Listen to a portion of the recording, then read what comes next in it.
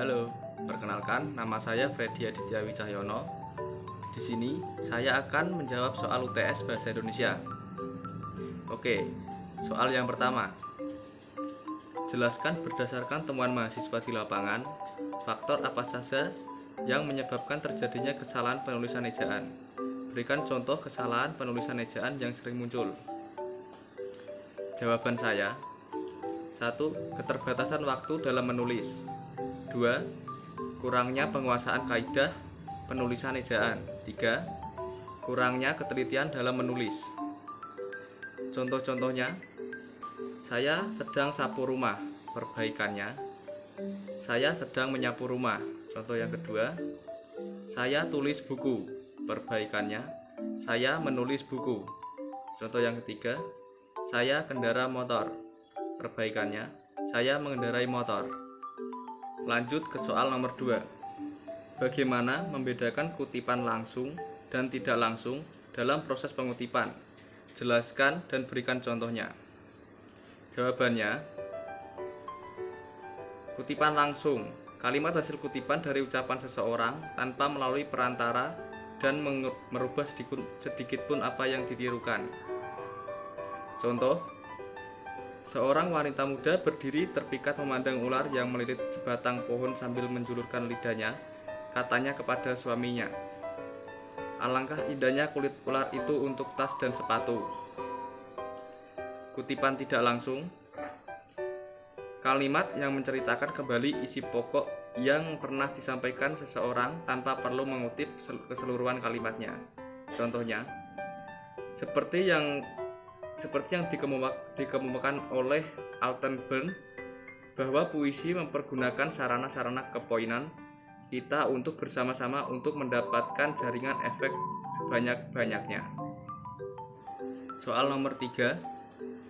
Apa perbedaan dari biografi dan bibliografi? Jelaskan disertai contohnya. Jawaban saya: biografi adalah riwayat hidup seseorang yang ditulis oleh orang lain. Karena biografi disusun oleh orang lain, dalam menulis biografi, biasanya penulis biografi mengandalkan berbagai sudut pandang terkait tokoh serta bermacam dokumen pendukung. Dalam biografi dijelaskan secara lengkap tokoh yang ditulis dari lahir hingga meninggal, serta disebutkan juga jasa dan karya yang telah diciptakan oleh tokoh yang digambarkan dalam biografi. Sedangkan bibliografi adalah daftar buku atau karangan yang merupakan sumber rujukan dari sebuah tulisan atau karangan, atau daftar tentang suatu subjek ilmu, dan bisa dikatakan bibliografi adalah daftar pustaka. Bibliografi mencakup deskripsi buku yang meliputi judul, pengarang, tahun terbit, nama penerbit, serta kota terbit. Contoh-contoh bibliografi dan biografi. Contoh-contohnya: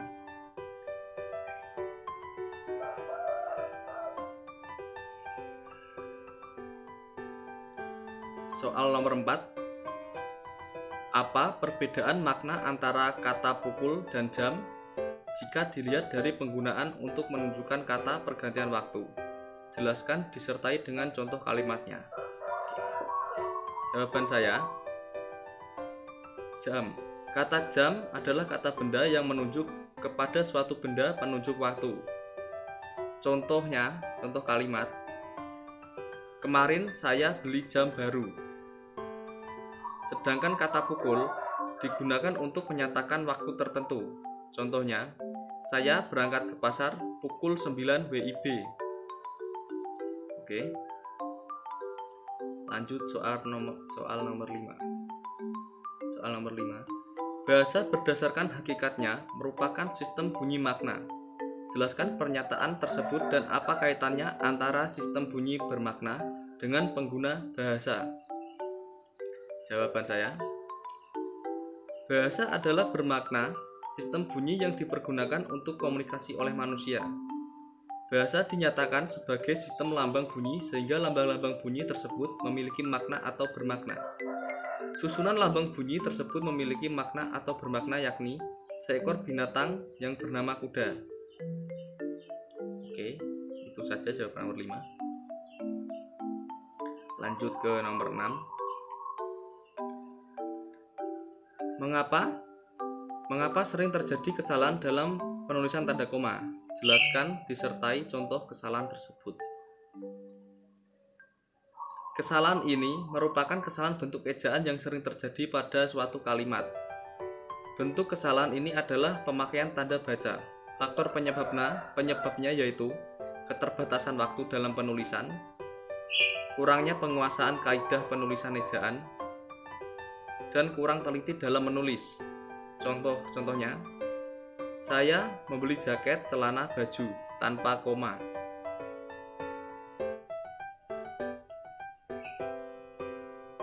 Penjelasan tanda koma dipakai untuk memisahkan unsur-unsur dalam suatu perincian pembilangan.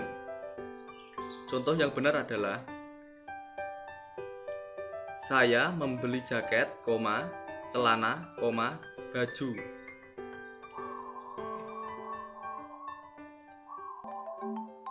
Lanjut soal nomor 7. Apa perbedaan dari makna tanda titik 2 dengan tanda titik koma? Jelaskan serta contoh penggunaan tanda tersebut yang benar. Jawab. Tanda titik 2 dipakai pada akhir suatu pernyataan lengkap bila diikuti rangkaian atau pemerian. Contoh, kita sekarang memerlukan perabotan rumah tangga, titik 2, kursi, meja, dan lemari. Contoh yang kedua, fakultas itu mempunyai 2 jurusan, titik 2, ekonomi umum dan ekonomi perusahaan. Penjelasan tentang titik koma. Tanda titik koma dipakai sebagai pengganti kata penghubung untuk memisahkan kalimat setara yang satu dari kalimat yang lain di dalam kalimat majemuk. Misalnya, hari ini sudah malam, titik koma, anak-anak masih membaca buku. Contoh yang kedua, ayah menyelesaikan pekerjaan, titik koma, ibu menulis makalah, titik koma, adik membaca cerita pendek. Lanjut soal nomor 8. Soal nomor 8. Jelaskan mengapa sering terjadi kesalahan penulisan huruf miring. Berikan contoh kesalahan tersebut disertai dengan pembenarannya. Jawaban mengapa? Kesalahan tersebut disebabkan biasanya ketidakcermatan penyuting dalam menulis berita makalah ataupun lainnya, dan tidak memahami kaidah kebahasaan dalam bahasa Indonesia.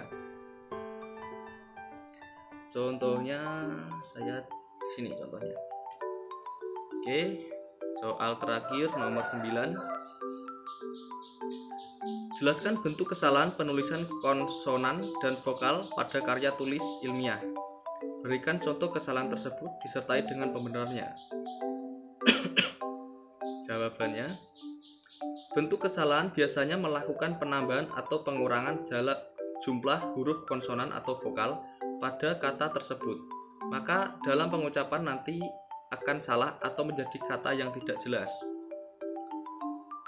Contohnya, apabila di akhir kata fenom vokal O dan konsonan I tersebut diganti dengan fenom vokal A dan fenom vokal I kecil, maka kata Boyolali menjadi Baya Lali. Oke, sekian. Terima kasih sudah menonton. Semoga nilainya bagus. Amin.